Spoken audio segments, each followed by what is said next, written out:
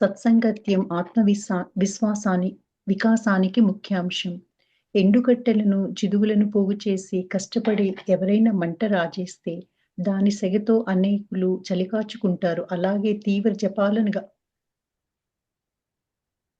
గావించి ఈశ్వర సాక్షాత్కారం పొందిన మహనీయులు సాంగత్యం చేయటం చేత, వారి సదోపదేశాలను అనుసరించటం చేత అనేకులు తమ మనస్సును భగవంతుడి మీద లగ్నం చేసుకోగలరు. ఎవరంటే ఏమంటాడు, ఎండుకట్టెలను చిగురులను పోగు చేసి కష్టపడి ఎవడైనా వంట రాజేస్తే దానికి సెగతో అనేక చలి రాసుకుంటారు. అట్లాగే తీవ్రమైన తపాలను గావించి ఈశ్వర సాక్షాత్ పొందిన మహనీయులు కూడా వాళ్ళ సాంగత్యం, ఎవరైతే మహనీయులు సాక్షాత్ పొందిన మహిళలు ఉన్నారో వాళ్ళ దగ్గరికి చాలా మంది వచ్చి వాళ్ళ మనసు కూడా భగవంతుడికి లగ్నం చేసుకుంటారు. కొంతమంది వచ్చి వకీలు కనిపించగానే వ్యాజ్యాలు, న్యాయస్థానాలు తలుపుకొస్తాయి. అలాగే సద్భక్తులు కనిపించినప్పుడు భగవంతుడు, ఆముష్కము తలుపుకు వస్తాయి. జీవితాన్ని ఎలా గడపాలి? కుంపట్లోని నిప్పు ఆరిపోకుండా అప్పుడప్పుడు కదల్చి ప్రజ్వలింపజేసేటట్లు సాధు సాంగత్యంతో మనస్సును అప్పుడప్పుడు ఉజ్జీవింపజేస్తుండాలి. కమ్మరి తన కొలిమిలోని నిప్పును తిత్తుతో ఊది ప్రజ్వలింపజేస్తాడు. ఆ రీతిలోనే సాధు సంఘం వల్ల మనస్సును నిర్మలంగాను ప్రకాశవంతంగాను ఉంచాలి. ఈ వకీలు కనిపించగానే వాయిద్యాలు, న్యాయస్థానాలు తలపొస్తాడు. అంటే లాయర్ చూస్తే వీడు వాయిద్యాలు చెప్తాడు అనుకుంటారు. అలాగే సద్భక్తి కనిపించగానే భగవంతుడు కనిపిస్తాడు. అట్లాగే జీవితాన్ని ఎలా గడపాలో తెలుసా? అట్లా కుంపట్లో ఉంటే నిప్పు ఉంటే అది ఆరిపోయిందో లేదంటే ఎప్పుడు నిప్పు దాని మీద పొగతో ఉంటుందట. అది ఉందా లేదని కనుక్కొని అప్పుడప్పుడు కదిలి చూస్తే కానీ తెలియదు అనమాట. అట్లాగే కొమ్మరింటే కమ్మరి తన కొలంలో నిప్పుని తిప్పుతూ చూసి ఊది చూస్తాడు, ఉందా లేదా, ఎలా ఉండాలని చెప్పి చూసుకుంటా ఉంటాడు. అలాగే నేను సాధు సంఘం వల్ల కూడా మనసు నిర్మలంగా ఉండాలంటే ఎప్పుడు తన భగవద్భక్తులు, భగవద్నామాలు ఉండాలన్నమాట. సాధు సంఘం బియ్యపు కడుగు లాంటిది.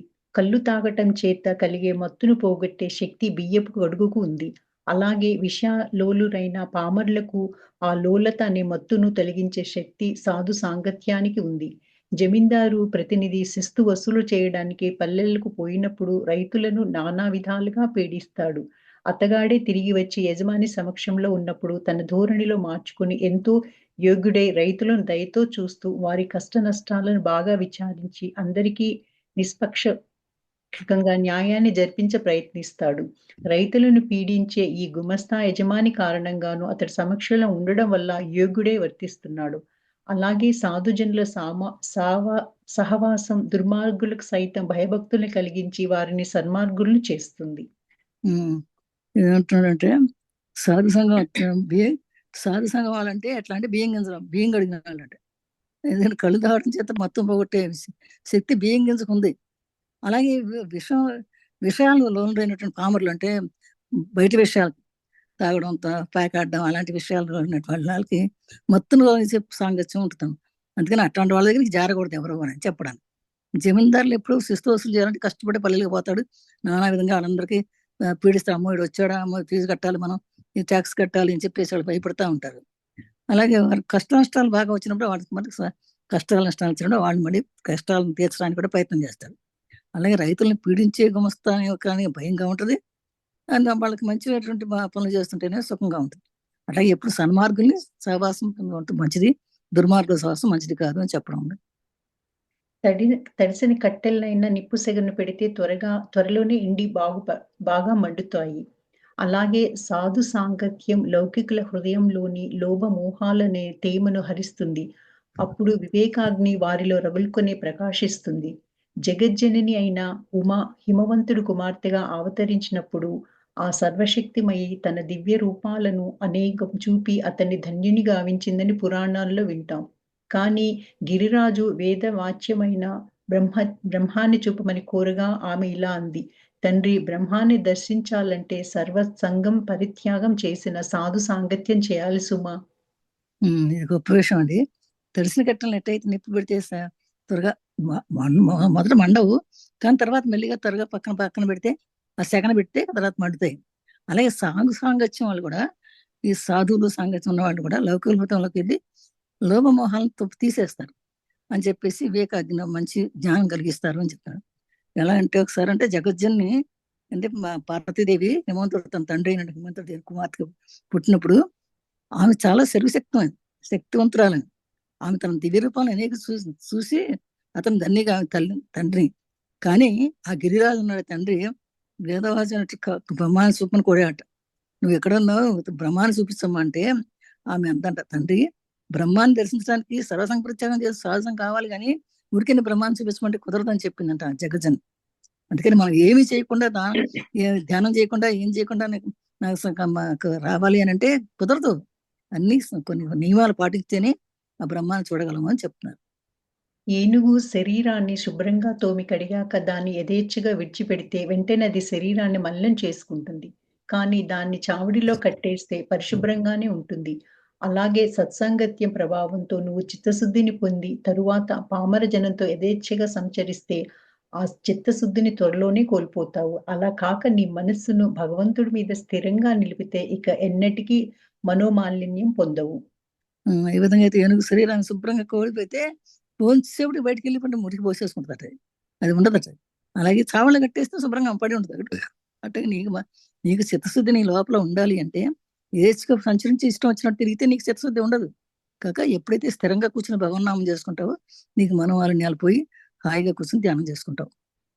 నామస్మరణం, నామజపం. భోగాల పట్ల మోహం ఉన్న వ్యక్తులు ద్వైత భావం అవలంబించి నారద పాంచరాత్రంలో చెప్పబడ్డ రీతిలో బిగ్గరగా భగవన్నామ సంకీర్తన చెయ్యడమే ఉత్తమమైన సాధన. గురుదేవులు శిష్యుడొకడు ఇలా బోధించారు.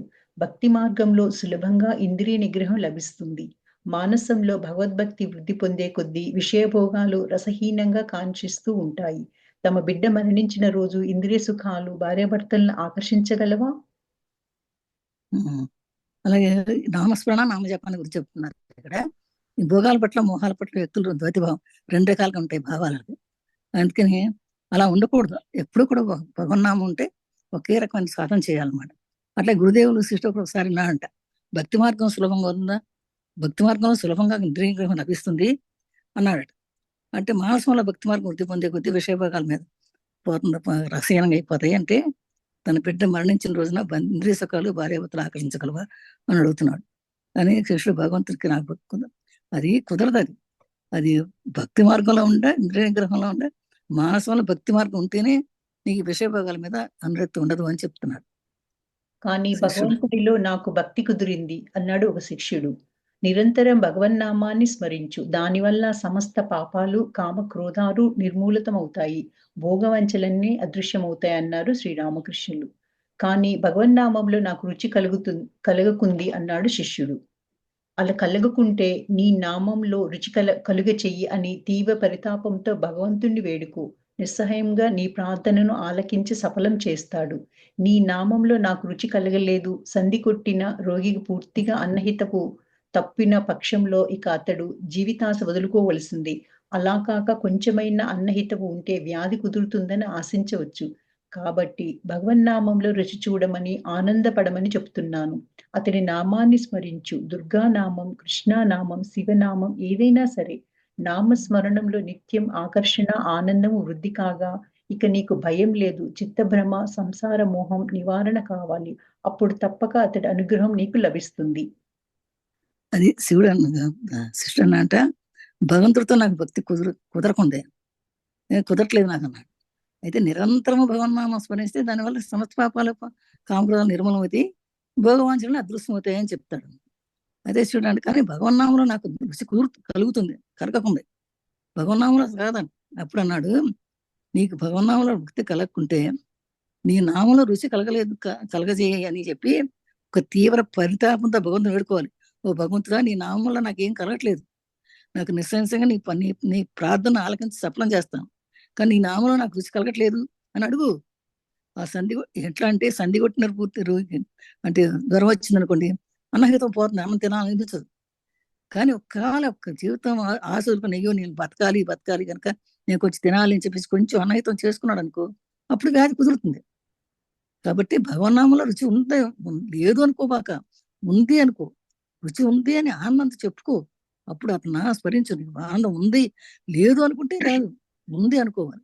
కాబట్టి భగవన్నామంలో ఎప్పుడు కూడా ఏదో కృష్ణనామో, రామనామో, శివనామో, దుర్గానామో, అమ్మవారినామో, ఏదో ఒక నామం, నేను ఏ నామం అనే స్మరణ కుదురుతుందో ఆ నామాన్ని నువ్వు ఆకర్షించుకోవాలి, నువ్వే ఆనందంగా అర్థం చేసుకోవాలి. అప్పుడు నీకు ఒక భయం ఉండదు. ఇది ఉంది, ఈ నామం చెప్తున్నాను కానీ నాకు భయం లేదు, నా భగవంతుడు నాలో ఉన్నాడు అని మనసులో పెట్టుకుంటే బాగా ఈ సంసార మొహం పోయి అప్పుడు నీకు చక్క భగవద్ అనుగ్రహం కలుగుతుంది అని చెప్తున్నారు. ఎందుకు నామం సర్వశక్తి మతం కాదా? భగవన్నామము భగవంతుడు వేరు కాదు. బంగారంతోనూ, నవరత్న ఖచిత ఆభరణాలతోనూ సత్యభామ భగవంతుడిని తూచలేకపోయింది. కానీ త్రాసులో ఒకవైపు కృష్ణనామం రాసిన తులసీ దళాన్ని, మరోవైపు శ్రీకృష్ణుని ఉంచి రుక్మిణీదేవి కృష్ణ భగవాన్ని తూచగలిగింది. నువ్వు నిజంగా భగవంతుడిని చూడగోరితే హరినామ స్మరణలో దృఢ విశ్వాసం కలిగి నిత్య వివేకాన్ని అలవర్చుకోవాలి. అందుకే ప్రయత్నించు. అదే చూడండి, ఎంత గొప్ప భగవన్నామం గొప్పతనం చెప్తున్నారు ఇక్కడ. ఎందుకంటే నామ సంకీర్తన మంత్రం సర్వశక్తివంతం. నామం అనేది సర్వశక్తివంతం, భగవన్నామం అనేది సర్వశక్తివంతం. ఎట్లా అంటే భగవన్నామానికి భక్తుడికి వేరు కాదు, భగవంతుడు అక్కడ ఉన్నాడా లేదా అని కాదు. భగవన్నామం వేరు, భగవంతుడు వేరు కాదు, ఈ రెండు ఒకటే అని చెప్తానుకునే. ఎలా అయితే చాలా బంగారం పెట్టింది సత్యభామ తోచడానికి, భగవంతుని తోచడానికి పెట్టింది. ఎన్ని నగలు పెట్టిందో, ఎన్ని పెట్లు పెట్టిందో, ఎన్నో నవరత్నాలు అన్ని రకాలు పెట్టింది. కానీ భగవంతుని చూసగలిగిందా? చూసలేదు. అప్పుడు రుక్మిణీదేవి వచ్చి ఏం చేసి ఒక్క తులసి దళం పెట్టింది. ఒక్క తులసి దళం పెట్టగానే భగవంతుడి పైకి లేచేసాడు. అంటే చూడండి, భక్తిలో ఉండాలి కానీ ఆ బంగారంలో లేడు భగవంతుడు అని చెప్పడం. నిజంగా నువ్వు భగవంతుని చూడగోరంటే హరినామ స్మరణతో దృఢ విశ్వాసం కలిగితే నీకు నిత్యాన్ని చివేకం ఏం కావాలి, ఏది మంచిది అని తెలుసుకుంటే అది ప్రయత్నం చేస్తే ఖచ్చితంగా భగవన్నామలో ఉన్నట్టు స్మరణతో వల్ల నీకు శక్తి పెరుగుతుంది, నీకు భగవంతుని లోపల ఉంటాడు అని చెప్తున్నారు. చైతన్యుడు ఇలా పలికి ఉన్నాడు. భగవన్నామం అఖండ శక్తిమంతం. నామస్మరణ వల్ల తక్షణమే ఫలం కలగకపోవచ్చు. కానీ మేడ పరంజా గోడ చివర ఒక మూల ఎప్పుడో పడిన విత్తనం చివరికి నేలనంటి మొలిచి చెట్టే బహుశా మేడ బీటలు వారి పడిపోయాక కానివ్వండి ఫలిస్తుంది సుమా. తెలిసి గాని తెలియక గాని స్మరణ ఉండి స్మరణ లేక ఏ స్థితిలోనైనా భగవన్నామాన్ని ఉచ్చరిస్తే దానివల్ల సత్ఫలితం తప్పక కలుగుతుంది.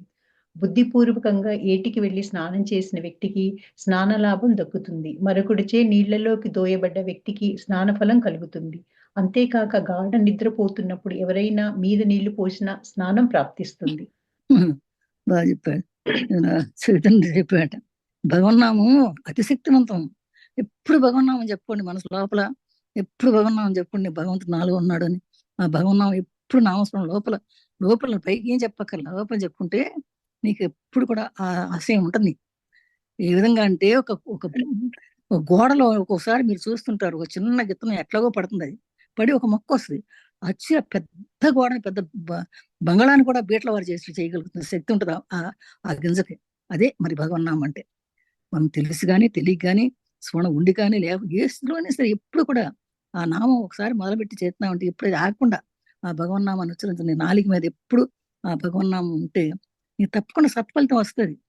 నీ బుద్ధిపూర్వకంగా చేసిన తెలిసి స్నానం చేసినా, లేకపోతే ఒక వ్యక్తి పడేసినలో అయితే తోసేసాడు అనుకోండి, అప్పుడు కూడా స్నానం చేస్తే కూడా స్నాన ఫలం ఉంటుంది.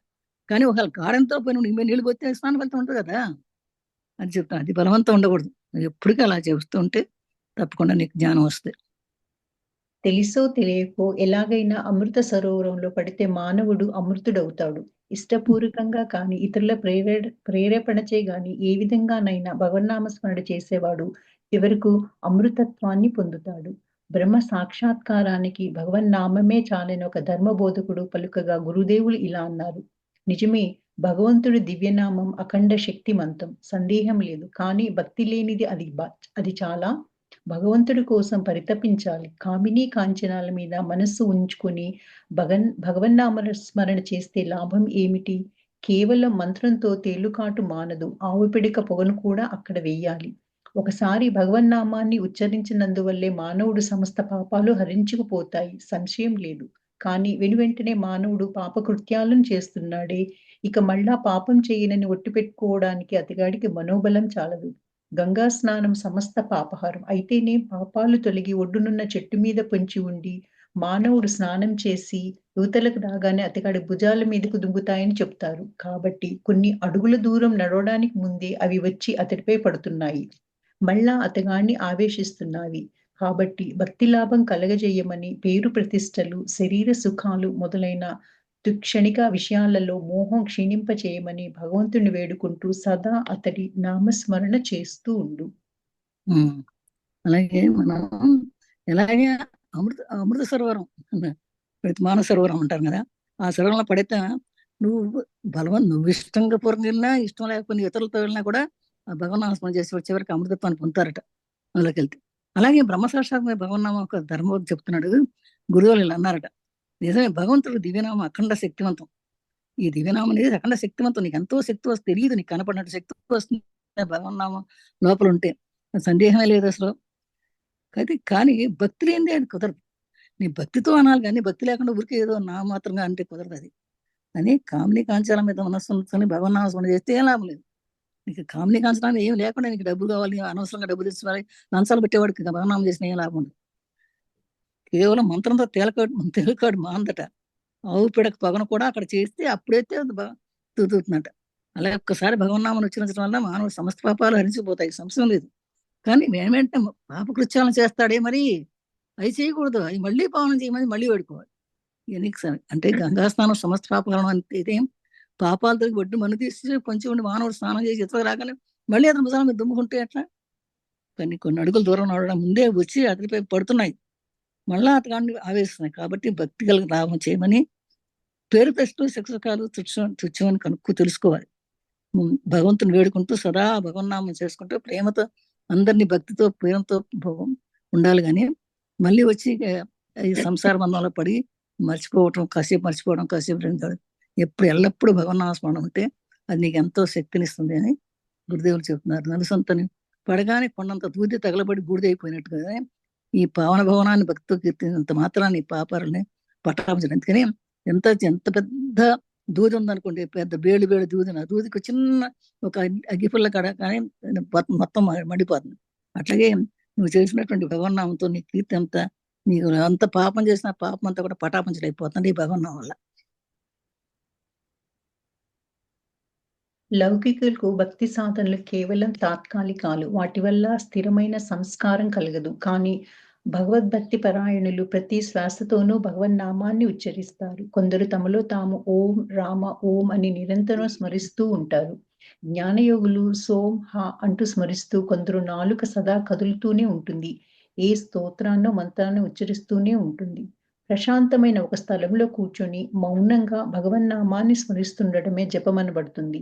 ఏకాగ్ర చిత్తంతో భక్తితో ఎడతెగకుండా నామస్మరణ చేస్తుంటే చివరికి తప్పక దివ్య దర్శనాలు కలుగుతాయి, ఈశ్వర సాక్షాత్కారం లభిస్తుంది. పెద్ద దూలం ఒకటి గంగాజలంలో మునిగి ఉందనుకుందాం. దాని చివర ఒక గొలుసు కట్టి ఆ గొలుసును రెండవ కొనను ఒడ్డున తగిలించారనుకుందాం. ఆ గొలుసు పట్టుకుని కొక్కాలను అనుకుంటూ పోతే నువ్వు ఆ దూలాన్ని చేరగలుగుతావు కదా. అదేవిధంగా నువ్వు భగవంతుడి నామస్మరణంలో నిమగ్నుడివైతే చివరకు అతడి సాక్షాత్కారాన్ని పొందగలుగుతావు. లౌకికులకు భక్తి సాధనలు కేవలం తాత్కాలికాలు. ఓకే, ఇది చేస్తారు, మానేస్తారు, శాస్త్రం లౌకికం. కానీ ఏమో వాటి వల్ల స్థిరత్వం ఉండదు. కానీ భగవద్భక్తి పరాయణ అంటే ఎప్పుడు భగవద్భక్తిలో ఉండేవాడు వాళ్ళ శ్వాసతోనే భగవన్నామని చేస్తుంటారు. ఎప్పుడు లోపల ఓం రామ్ ఓం రామ్ ఓం రామ్ ఓం సోహం సోహం అని చెప్పుకుంటూ ఉంటారు. వాళ్ళకి ఎందుకంటే వాళ్ళ నాలుగు అట్లా అలవాటు అయిపోయింది, నీకు ఎప్పటికీ అలా మంత్రంలోనే ఉంచరిస్తూనే ఉంటారు వాళ్ళు. అట్లాగే ఒక ప్రశాంతమైన స్థలంలో కూర్చుని మౌనంగా భగవన్నామాన్ని స్మరించేవాడు అంటే దాన్ని ఏకాగ్రత జపం చేస్తున్నాడు అని అంటారు. అలా ఏకాగ్రంగా మనం దానం చేస్తే దివ్య దర్శనాలు కలుగుతాయి, మనకి ఈశ్వర సాక్షాత్కారం వస్తుంది. ఎట్లా అంటే ఒక పెద్ద చెప్తున్నాడు, దానికి ఉదాహరణకి ఏం చెప్తుంటే పెద్ద దూలం ఒకటి గంగాజలం మునిగి ఉందనుకోండి, దానికి ఒక చివరి పట్టుకుని మెల్లిగా కొక్కాన్ని పట్టుకుని అనుకుంటూ పోతే చివరికి ఆ చివరి చేరతావు కదా. అదేవిధంగా ఈ భగవంతుని నామం చేస్తూనే నువ్వు ఈ మొదలుపెట్టిన కానీ చివరికి ఎప్పుడు భగవన్నామం చేస్తూ ఉంటే భగవంతు పొందుతావు. గురుదేవులు తరచు ఇలా అనేవారట, చేతులను సరిస్తూ ఉదయం సాయంకాలం హరినామ సంగీతం అంటే తప్పట్టు భజన చేసుకుంటూ సంకీర్తనం చేస్తున్నాం, మీ పాపాలు బాధలు అన్ని మిమ్మల్ని విడిచిపోయిపోతాయి. ఒక చెట్టుకు నిలబడి చప్పట్లు కొడితే చెట్టు పక్షులు ఎగిరిపోతాయి, కానీ చప్పట్లు కొడితే హరినామ సంకీర్తన చేస్తే మీ శరీరం చెట్టు నుంచి పాపాలు, మీ శరీరం చెట్టు నుంచి పాపాలు పక్షులు ఎగిరిపోతాయట. అందుకని ఎప్పుడు భగవన్నామం మనసుతోటి అంగీకరించుకుని చేసుకుంటే, భగవన్నామం చేసుకుంటే లోపల పాపాలన్నీ కరిగిపోతాయని చెప్తున్నారు. పారమార్థిక జీవన మార్గాలు సాధనలో అవాంతరాలు, పిరికితనం, ద్వేషం, భయము రాజ్యమేలే చోట భగవంతుడు గోచరించడు. తక్కెడలోని బరువైన సిబ్బి కిందకు పోగా తేలికైనది పైకి లేస్తుంది. అలాగే తాపత్రయ భారంతో కుంగిపోయే వ్యక్తి సంసారంలో మునిగిపోతుంటే అంతటి తాపత్రయము ఉబలాటము లేని వ్యక్తి భగవద్వారార విందాలను ఆశ్రయించి ఉన్నతిని పొందుతాడు.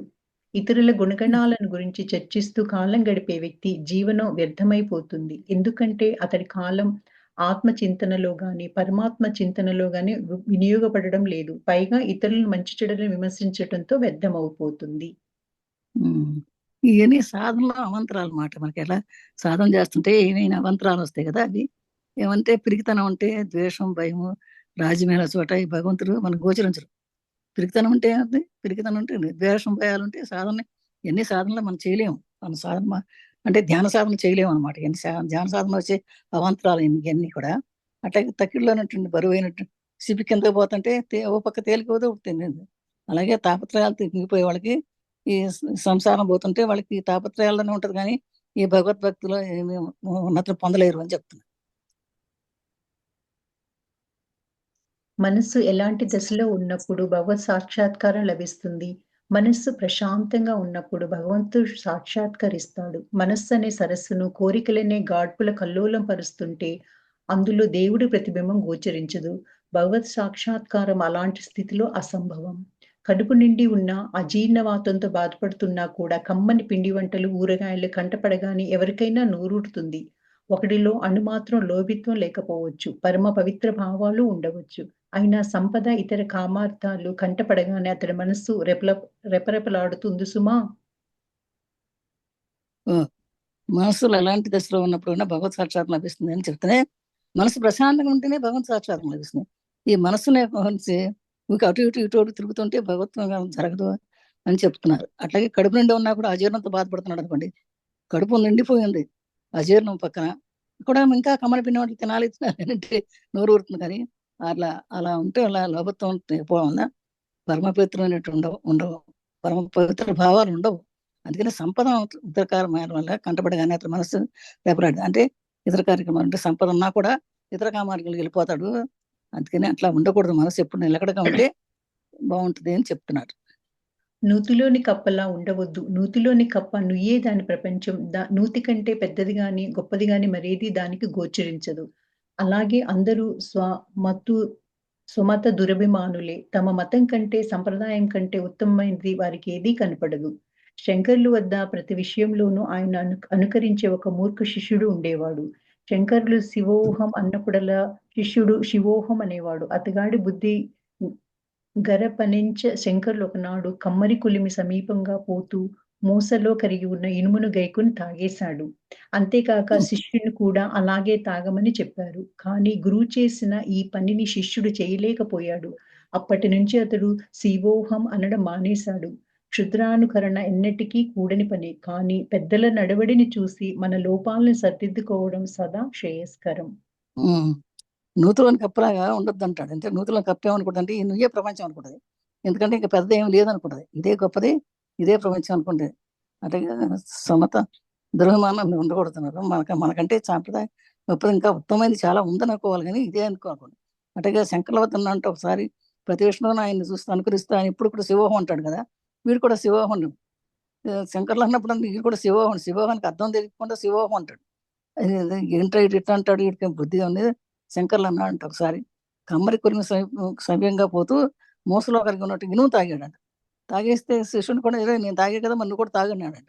ఆయన గురువు చేసిన పని శిష్యుడు చేయలేకపోయేటప్పుడు శివోహం అయితే శివోహం అన్నాడు, కానీ ఆయన చేసిన పని అనుమతి తాగలేకపోయాడు. అప్పటి నుంచి శివోహం అంట మానేశాడు. అంటే గురువుగారు చేసిన అన్ని పనులు నేను చేయలేనని అప్పుడు తెలుసుకున్నాడు అనమాట. అందుకని ఇప్పుడు కూడా అనుకరించడం కూడదు, ఆచరించాలి కానీ అనుకరించకూడదు అని చెప్పి తెలుసుకోవాలి. సంస్కారాల ప్రభావం ఎంత గొప్పదో చూడండి. ఒక చోట కొందరు సన్యాసులు కూర్చుని ఉన్నారు. ఆ దారిలో ఒక యువతి పోతుంది. అందరూ దైవధ్యానంలో నిమగ్నమై ఉన్నారు.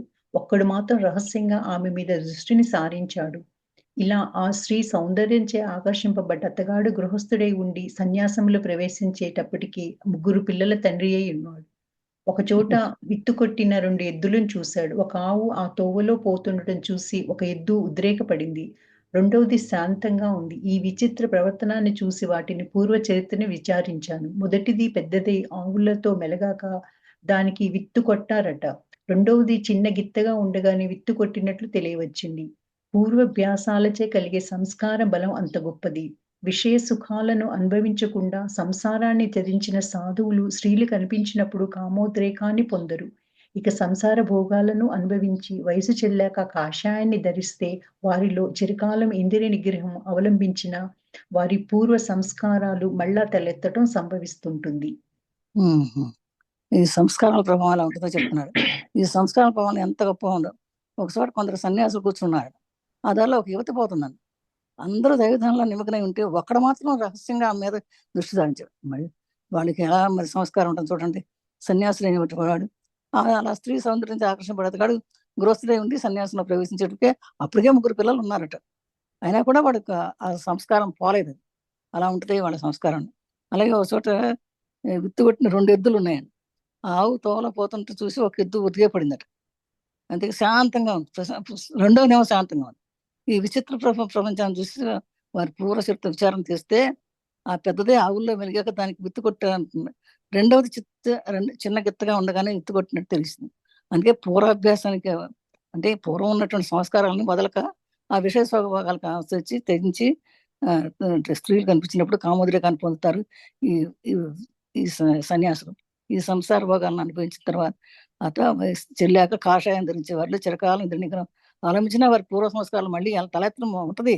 సంసారం సన్యాసులు అనేవాళ్ళు వాళ్ళు పూర్వ ఆ వాసన ఉంటే వాళ్ళు ప్రాణించలేదు. ఆ వాసనని కాబట్టి ఇంద్రియగ్రహం వల్ల ఇంద్రియగ్రహం ఉంటేనే కానీ లేకపోతే మళ్ళీ పూర్వవాసన వచ్చిందంటే మళ్ళీ సంసారంలో మళ్ళీ పడిపోతారు అని చెప్తున్నారు. పాప ప్రవృత్తుల్లో చరించే మనస్సును మాలపల్లిలో నివసించే కులీన బ్రాహ్మణుడితో పోల్చవచ్చు, లేదా పెద్ద నగరాల్లో వేశ్యలుండే స్థలాల్లో నివసించే పెద్ద మనిషితో పోల్చవచ్చు. శ్రీరామకృష్ణుడితో ఒక పెద్ద మనిషి ఒక రోజు ఇలా అన్నాడు: నా కుమారుడు హరీషుడు పెద్దవాడవగానే వాడికి పెళ్లి చేస్తాను. అప్పుడు కుటుంబాన్ని వాడికి అప్పగించి సన్యసించి నేను యోగాభ్యాసం ఆరంభిస్తాను.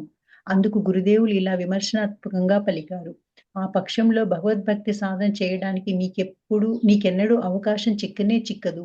ఆ తర్వాత కూడా ఈ హరీషుడికి గిరీషుడికి నేనంటే ప్రాణం. నేను సన్యసించిన వారు బెంగపెట్టుకుంటారు. మొదట హరీషుడికి ఒక కొడుకు పుట్టినివ్వండి, మనోడి పెళ్లి కూడా చూద్దాం అనబోతావు. ఈ విధంగా నీ గొంతుమ కోరికలకు అంతముండదు అన్నారు శ్రీరామకృష్ణులు.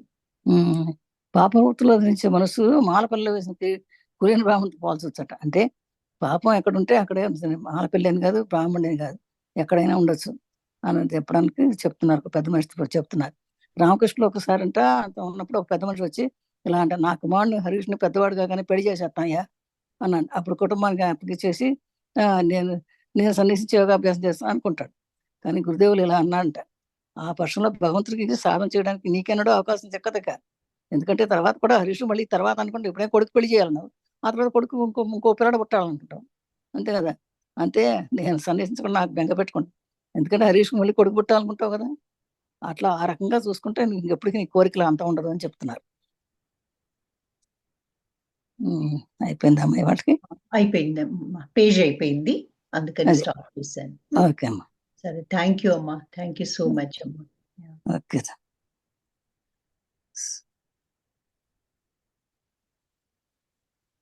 ఓకేనా, అందరం మళ్ళీ రేపు కలుసుకుందాం. ఓకే అమ్మా, థ్యాంక్ యూ అమ్మా, రేపు కలుసుకుందాం మళ్ళీ. ఓకే.